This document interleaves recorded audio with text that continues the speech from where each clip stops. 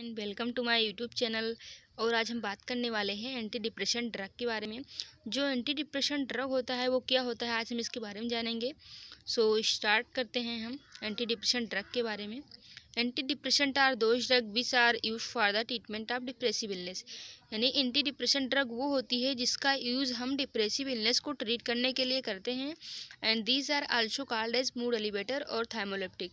और जो anti depression drug होता है उसको हम मूड एलिवेटर और थाइमोलेप्टिक के नाम से भी जानते हैं। मूड एलिवेटर का मतलब होता है जैसे कोई पर्सन है, उसका मूड जो है एक सैड वाली कंडीशन में है तो उस मूड को जो है एलिवेट करता है।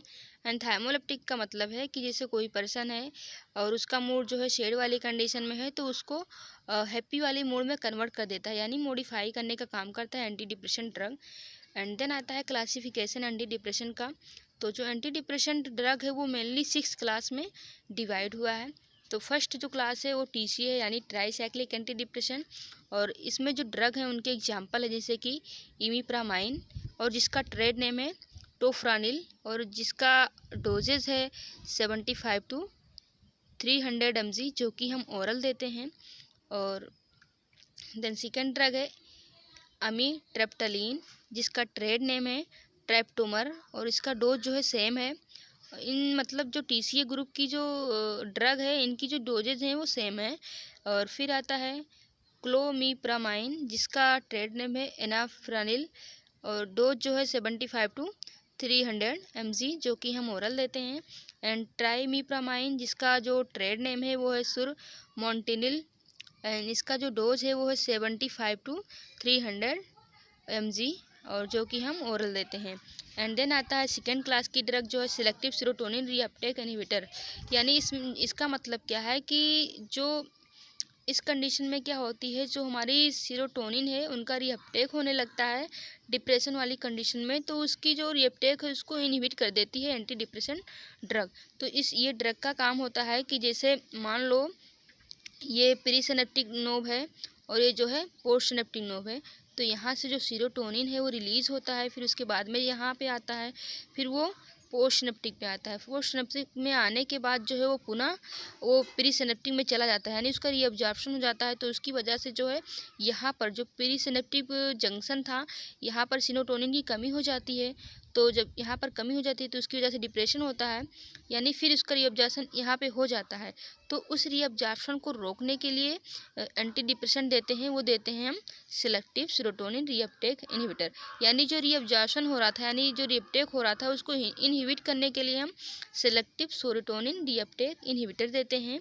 एंड फ्लोक्सेटाइन, और इसका जो नेम है ट्रेड नेम है वो है फ्लूडेक, जो कि हम 10 to 80 mg देते हैं, जो कि हम ओरली देते हैं। एंड देन आता है सीफालोप्राम, और जो इसका ट्रेड नेम है वो है सेलेक्सा, जो कि हम 20 mg देते हैं, वो भी ओरली देते हैं। एंड पारोक्सेटाइन, जिसका ट्रेड नेम है पगजिल, जो कि हम 10 mg देते हैं, वो भी ओरली देते हैं। एंड सेरटालाइन, जो इसका नेम है ट्रेड, वो है जोसर्ड, जो कि हम 50 mg देते हैं। देन आता है dopaminergic anti depressant. Dopaminergic anti depression का मतलब होता है कि जो हमारे डोपामिन के लेवल को जो है इंक्रीज करती है। और डिप्रेशन वाली कंडीशन में क्या होता है कि जो हमारा डोपामिन का लेवल होता है डिक्रीज हो जाता है, तो इसलिए हम इस टाइप का एंटी डिप्रेशन देते हैं। और इसका एग्जाम्पल है फ्लूबोक्सामाइन, जिसका ट्रेड नेम है फेवेरिन, और इसका जो डोज है वो है 50 to 300 ग्राम, जो mg, जो कि हम ओरली देते हैं। एंड देन आता है बुप्रोपियन, जिसका ट्रेड नेम है अपलेंजिन, और जो इसका डोज है वो है 100 to 250 mg, जो कि हम ओरली देते हैं। और देन आता है अटॉपिकल एंटी डिप्रेशन, जिसका एग्जांपल है अमीनेप्टिन, एंड जिसका ट्रेड नेम है सर्वेक्टर है, जो कि हम 100 to 400 mg देते हैं, जो कि ओरली देते हैं। एंड मोनोअमाइन ऑक्सीडेज इनहिबिटर, जो कि हमारे मोनोअमाइन का ऑक्सीडेशन होता है उसको इनहिबिट कर देता है, उसके लिए हम इस एंटी डिप्रेशन का यूज़ करते हैं। और इस एंटी डिप्रेशन का एग्जांपल है ड्रग, वो है ट्राजोडोन, जिसका ट्रेड नेम है ट्राजोलियान, और इसका जो डोज होता है 150 to 60 mg, जो कि हम ओरली देते हैं। एंड आइसो कार्बेंजाइड, जो जिसका ट्रेड नेम है वो है मारप्लान, जो कि हम 10 to 30 mg देते हैं, वो भी ओरली। एंड देन आता है इंडिकेशन, यानी जो एंटी डिप्रेसेंट ड्रग है वो हम किस किस कंडीशन में पेशेंट को दे सकते हैं। तो फर्स्ट वन आता है डिप्रेशन, यानी डिप्रेशन में हम देते हैं, और उसमें कई कैटेगरी हैं, जैसे कि डिप्रेसिव एपिसोड। जैसे कोई पर्सन है उसमें डिप्रेसिव एपिसोड आता है, डिप्रेसिव एपिसोड में जो पर्सन का जो मूड होता है बहुत ज़्यादा लो हो जाता है और हाई भी होता रहता है इस कंडीशन में। तो उस कंडीशन में हम देते हैं डिस्थाइमिया, यानी डिस्थाइमिया का मतलब होता है कि इस कंडीशन में जो है पर्सन को माइल्ड डिप्रेशन होती है, और ये रेगुलर नहीं होती है, 1 ईयर में जो है कम से कम 4 टाइम होता है। तो उस कंडीशन में हम ये ड्रग जो है देते हैं। एंड रिएक्टिव डिप्रेशन, इसमें जो है सिचुएशनल, जिसको हम सिचुएशनल डिप्रेशन बोलते हैं, इसमें जो है जो पेशेंट होता है वो सोसाइटी में अच्छे तरीके से एडजस्ट नहीं कर पाता, तो उस कंडीशन में हम एंटी डिप्रेशन का यूज़ करते हैं। And secondary depression, secondary depression में क्या होता है, जैसे कोई पर्सन है उसको जो है डिप्रेशन जैसे साइन सिम्टम्स वाले जो है कोई डिजीज हो जाती है, तो उस मतलब कंडीशन में हम देते हैं। एंड एबनॉर्मल ग्रिप रिएक्शन में भी हम एंटी डिप्रेशन का यूज़ करते हैं। एंड चाइल्डहुड साइकेट्रिक डिसऑर्डर, यानी जो बच्चे होते हैं उसमें जो साइकेट्रिक डिसऑर्डर होती है उनमें हम ये ड्रग जो है देते हैं। तो किस किस कंडीशन में हम इस ड्रग का यूज़ करते हैं, फर्स्ट वन है एनोरेसिस। एनोरेसिस का मतलब होता है कि जो छोटे बच्चे होते हैं वो नाइट टाइम जो है बेड वेटिंग कर देते हैं, यानी यूरिन पास आउट कर देते हैं, उन्हें प्रॉपर तरीके से जो है सेंसेशन नहीं पहुंचता है उनके ब्रेन तक कि हमें अब यूरिन पास करनी है, इसलिए वो जो है बेड पर ही यूरिनेशन कर देते हैं। एंड सेकंड आता है सेपरेशन एंजाइटी डिसऑर्डर, यानी जो चाइल्ड होते हैं वो अगर जैसे उनके पेरेंट्स हैं उनकी डेथ हो जाती है, उसकी वजह से जो है सेपरेट हो जाते हैं, और सेपरेट होने की वजह से उन्हें एंजाइटी होने लगती है, तो उस कंडीशन में भी हम एंटी डिप्रेसेंट का यूज़ करते हैं। एंड सोमना एम्बुलिज्म, जैसे कि जो चाइल्ड होते हैं वो मतलब सोते टाइम जो है अदर एक्टिविटी परफॉर्म करने लगते हैं, तो इस कंडीशन में भी हम देते हैं ये ड्रग। एंड स्कूल फोबिया, जैसे कि जो बच्चे होते हैं उन्हें स्कूल जाने से डर लगने लगता है, इस कंडीशन में तो हम एंटी डिप्रेशन ड्रग का यूज़ करते हैं। And night terrors, night terrors का मतलब है कि जो छोटे बच्चे होते हैं वो नाइट टाइम में सोते टाइम जो है कुछ हरकतें सी करने लगते हैं, तो उस कंडीशन में भी हम इस ड्रग का यूज़ करते हैं। एंड अदर साइकेट्रिक डिसऑर्डर, जैसे कि पैनिक अटैक, जैसे कि इसमें क्या होता है पेशेंट को सडन एंग्जाइटी एंड फियर होने लगती है, जिसकी वजह से उसमें हमें फिजिकल सिम्टम दिखाई देने लगते हैं, लाइक एंग्जाइटी या डिप्रेशन टाइप का जो है हमें फिजिकल सिम्टम्स दिखाई देने लगता है, तो उस कंडीशन में हम इस ड्रग का यूज़ लेते हैं। एंड जनरलाइज एंग्जाइटी डिसऑर्डर में भी हम इस ड्रग को देते हैं पेशेंट को। एंड एगारोफोबिया या सोशल फोबिया, मतलब एगारोफोबिया जो है सोशल फोबिया, ये दोनों जो हैं लगभग मिलते जुलते वर्ड हैं। इसमें दोनों में क्या होता है कि जो पेशेंट होता है उसको सोसाइटी में जाने से डर लगने लगता है, तो उस कंडीशन में भी हम इस ड्रग का यूज़ करते हैं।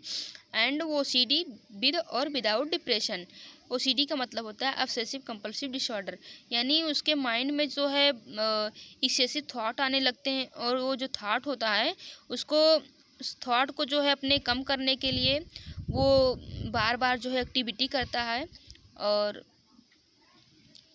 जो ओसीडी है उसके साथ में जो है उसको डिप्रेशन हो सकता है, या बिना डिप्रेशन के जो है ओसीडी हो सकता है, तो उस पेशेंट को भी हम एंटी डिप्रेशन ड्रग देते हैं। And eating disorder like bulimia nervosa या एनोरेक्सिया नर्वोजा, पेशेंट को अगर ईटिंग डिसऑर्डर है तो उस कंडीशन में हम एंटी डिप्रेशन देते हैं। And border line personality disorder, border line personality disorder जो होता है इसमें जो पर्सन होता है वो अपने आप को एक ग्रेट फील करने लगता है, यानी जो मतलब मैं जो कुछ भी हूँ बस मैं ही हूँ, वो मतलब अपने आगे किसी को नहीं मानता इस कंडीशन में, तो हम उसलिए हम उसको एंटी डिप्रेशन देते हैं। And post traumatic stress disorder, अगर जैसे कोई पर्सन है उसको जो है कभी पहले जो है ट्रॉमा हो जाती है, तो उसकी वजह से जो है उसमें स्ट्रेस जो है बना रहता है, तो उस कंडीशन में हम एंटी डिप्रेशन का यूज़ करते हैं। एंड डीपर्सनलाइजेशन सिंड्रोम, इसमें क्या है कि जो पर्सन होता है अपनी खुद की एग्जिस्टेंस को नहीं मानता, यानी अगर हम उसको कहेंगे कि आपको ये प्रॉब्लम है, आपको ये डिजीज़ हो गई है, तब उसको वो नहीं मानता, यानी डिनाई कर देता है, तो इस कंडीशन में भी हम एंटी डिप्रेशन ड्रग का यूज़ करते हैं। एंड कुछ जो मेडिकल डिसऑर्डर हैं उसमें भी हम एंटी डिप्रेशन ड्रग का यूज़ करते हैं, जैसे कि क्रोनिक पेन, अगर किसी को प्रोलॉन्ग टाइम से जो है पेन हो रहा है तो उस कंडीशन में हम देते हैं। एंड माइग्रेन, जो कि हेडेक का एक टाइप है, इसमें माइग्रेन में जो है हमारे वन साइड में पेन होता है हेड में, तो उस कंडीशन में हम इस ड्रग का यूज़ लेते हैं। पेप्टिक अल्सर डिजीज़, इसमें क्या होता है कि जो हमारी स्टमक होती है उसकी जो लाइनिंग लेयर होती है वो ब्रेक डाउन होने लगती है, तो उस कंडीशन में हम इस ड्रग का यूज़ करते हैं। एंड देन आता है फार्माकोकाइनेटिक्स, मतलब एंटी डिप्रेशन जो होता है किस तरीके से जो है वर्क करता है। Anti depression are highly lipophilic protein bound, यानी जो एंटी डिप्रेशन ड्रग है वो बहुत ज़्यादा मतलब लिपोफिलिक प्रोटीन बाउंड टाइप का है। लिपोफिलिक का मतलब होता है कि जो फैट में इजली डिजॉल्व हो जाता है। And it is predominantly metabolize in liver, और जो एंटी डिप्रेशेंट होता है सबसे पहले हमारे लीवर में मेटाबोलाइज होता है, उसका मेटाबॉलिज्म जो है एंटी डिप्रेशन का वो हमारे लीवर में सबसे पहले होता है। एंड देन आता है मैकेनिज्म ऑफ एक्शन, यानी किस किस तरीके से जो है ये एंटी डिप्रेशेंट है वो वर्क करती है हमारे बॉडी के अंदर। The exact mechanism is unknown, यानी जो एंटी डिप्रेशेंट है उसका एग्जैक्ट मैकेनिज्म क्या है, यानी मतलब किस तरीके से वर्क करता है हमारे बॉडी के अंदर, तो वो हमें नहीं पता है, यानी अननोन है, इडियोपैथिक है। देन है the main of action is by blocking the reuptake of norepinephrine and serotonin at the nerve terminals, thus increasing the norepinephrine at the 5-HT level at the receptor site. The final effect is the same, a functional increase in the norepinephrine 5-HT level at the receptor site. मतलब क्या है कि जो इसका main mode of action होता है, यानी इसके एक्शन का जो मेन तरीका होता है वो ये होता है कि जो हमारे ब्रेन के अंदर नॉरपेनेफ्रिन और सेरोटोनिन होता है उसके रीअपटेक को ब्लॉक कर देता है। रीअपटेक का मतलब मैंने अभी बताया था जिससे पहले आपको, कि जैसे मान लो कि यहाँ से सेरोटोनिन का सिक्रेशन हो रहा है और ये सेरोटोनिन जो है हमारे प्री सिनेप्टिक से मतलब आती है और पोस्ट सिनेप्टिक में आके पहुँचती है, फिर उसके बाद में जो है वापस चली जाती है यहाँ पे, मतलब इसका जो रीअब्जॉर्प्शन है फिर यहाँ पे हो जाता है, यानी यहाँ पे होना चाहिए, इसको आना चाहिए, यहाँ पर जो इसकी अवेलेबिलिटी है यानी जितना होनी चाहिए उतना नहीं हो पाता, फिर उसके बाद में यहाँ सेरोटोनिन अगेन वापस चला जाता है और उसके बाद में यहाँ पे इसकी जो है कमी हो जाती है और यहाँ पे जो है तब क्या होता है कि अगर यहाँ पे कमी आएगी तो पर्सन के अंदर डिप्रेशन होगा। तो जब यहाँ पे कमी आती है, डिप्रेशन होता है, तब हम जो ड्रग देते हैं तो जो इसका रीअब्जॉर्प्शन हो रहा था यानी जो यहाँ से आ रहा था यहाँ पे आ रहा था तो इसको रोक देता है, यानी इसको रीअब्जॉर्प्शन को रोक देता है। एंड फिर उसके बाद में क्या है कि जो सेरोटोनिन का लेवल है या नॉरपेनेफ्रिन का जो लेवल है यहाँ पर प्रॉपर अमाउंट में होने लगता है। सिंपल सी बात है कि जैसे जो सेरोटोनिन है यहाँ से आ रहा था यहाँ पे, फिर उसके बाद में वापस चला रहा था यहाँ पे मान लो, फिर उसके बाद में अगर जो हम मेडिसिन देते हैं यानी एंटी डिप्रेशन देते हैं वो किस तरह से वर्क करता है, जैसे कि हम उसको मेडिसिन दिए और यहाँ से जो सेरोटोनिन था यहाँ पे आया, फिर यहाँ पे नहीं आता, अगर हम ड्रग दे देते हैं तो यहाँ पे नहीं आता, इसको मतलब वो रोक देता है और इसकी जो मतलब सेरोटोनिन या नॉरपेनेफ्रिन का लेवल है यहाँ पर भी प्रॉपर अमाउंट में हो जाता है। एंड देन जब इनहिबिट हो जाती है तो उसकी वजह से क्या है कि जो नॉरपेनेफ्रिन और 5-HT होता है वो उसका लेवल जो है रिसेप्टर के साइड पर इंक्रीज हो जाता है और इसका जो फाइनल इफेक्ट होता है वो सेम होता है, इसकी जो फंक्शन है वो इंक्रीज हो जाती है और 5-HT और नॉरपेनेफ्रिन का जो लेवल होता है रिसेप्टर साइड पे इंक्रीज हो जाता है। एंड देन आता है ऑटोनॉमिक साइड इफ़ेक्ट, यानी अगर हम किसी पर्सन को जो है एंटी डिप्रेशन दे रहे हैं तो उसके ऑटोनॉमिक नर्वस सिस्टम में कौन कौन सा इफेक्ट पड़ता है। तो फर्स्ट आता है ड्राई माउथ, यानी उसकी जो माउथ है वो सूखने लगती है एंड कॉन्स्टिपेशन होने लगता है। एंड साइकोप्लाजिया का मतलब है कि जो उसके आई की सिलरी मसल्स होती हैं वो उसमें पैरालाइज हो जाता है, पैरालाइसिस हो जाता है, उस कंडीशन को हम साइकोप्लाजिया बोलते हैं। एंड यूरिनरी रिटेंशन, मतलब उसकी जो एक नॉर्मल जो पर्सन होता है उसकी यूरिन जो है प्रॉपर तरीके से पास आउट होती है, तो इस कंडीशन में उसकी जो यूरिन है पास आउट नहीं हो पाती, उसके बॉडी में स्टोर होने लगती है यानी रिटेंशन होने लगता है। एंड देन आता है आर्थोस्टेटिक हाइपोटेंशन। आर्थोस्टेटिक हाइपोटेंशन का मतलब है कि जैसे कोई पर्सन है वो बहुत लंबे समय से जो है रेस्ट कर रहा था, फिर उसके बाद में अगर वो उठता है तो उसकी जो बीपी होती है यानी ब्लड प्रेशर जो होता है बहुत ज़्यादा लो हो जाता है, जिसकी वजह से जो है उसे डिजीजिनस फील होता है यानी चक्कर सा फील होने लगता है। और इसको जो है आर्थोस्टेटिक हाइपोटेंशन को हम पोस्चरल हाइपोटेंशन भी बोलते हैं। एंड इम्पेयर इजैकुलेशन, यानी जो है जो इरेक्टाइल फंक्शन डिसफंक्शन हो जाता है, इस कंडीशन में पेशेंट को डिलेरियम होने लगती है। एंड देन आता है CNS इफेक्ट, यानी अगर हम किसी पेशेंट को जो है एंटी डिप्रेशन दे रहे हैं तो उसके सेंट्रल नर्वस सिस्टम पे कौन कौन सा इफेक्ट पड़ेगा। तो फर्स्ट वन आता है सेडेशन, मतलब जो पेशेंट है वो सडेट हो जाएगा, यानी जो उसकी इरिटेबिलिटी है, एंग्जाइटी है, वो रिड्यूस होने लगती है। और ट्रीमर्स, यानी उसके बॉडी में कपकपी होने लगता है। And other extra pyramidal symptoms withdrawal syndrome seizure, other extra pyramidal symptoms जैसे कि उसके बॉडी में जो सीजर आने लगेगा या अनकंट्रोल जो है मूवमेंट होने लगेंगी बॉडी के अंदर, अगर हम किसी पेशेंट को एंटी डिप्रेशन देते हैं और हमारे CNS पे वो साइड इफेक्ट दिखाता है कंडीशन में, ये देखने को मिलती है। एंड देन आता है कार्डियक साइड इफेक्ट, यानी जो हमारा कार्डियोवैस्कुलर सिस्टम होता है उस पर कौन कौन सा साइड इफेक्ट जो है ये मेडिसिन दिखाती है। तो फर्स्ट वन है टेकीकार्डिया, यानी जो उसका पल्स रेट है या हार्ट बीट रिलीज हो जाता है। एंड देन है ECG चेंज, यानी जो उसकी एक नॉर्मल ECG होती है वो चेंज हो जाती है, उसमें कुछ एबनॉर्मलिटी आ जाती है। एंड एरिथमियाज, मतलब क्या है कि जो उसकी एक नॉर्मल हार्ट बीट होती है वो इरेगुलर हो जाती है, कभी जो स्लो होगी कभी फास्ट होगी। एंड डायरेक्ट मायोकार्डियल डिप्रेशन, इसमें जो है जो दोनों हमारी लोअर वेंट्रिकुलर होती हैं वो ओवर डायलेट हो जाती हैं, और जिसकी वजह से जो हमारा मायोकार्डियल लेयर है वो हमारे हार्ट के कॉन्ट्रक्शन में जो है प्रॉपर हेल्प नहीं करवा पाता है। आता है एलर्जिक साइड इफेक्ट है ये जो है एक टाइप है, हमारे सिस्नोफिल्स होते हैं जो डिक्रीज हो जाती है, यानी उनकी जो काउंट होती है वो डिक्रीज हो जाती है। इसमें जो हमारा बोन मेरो होता है वो प्रॉपर तरीके से वर्क नहीं करता है, जो इस टाइप की जो WBC होती है वो उसको प्रोड्यूस नहीं करवा पाता है।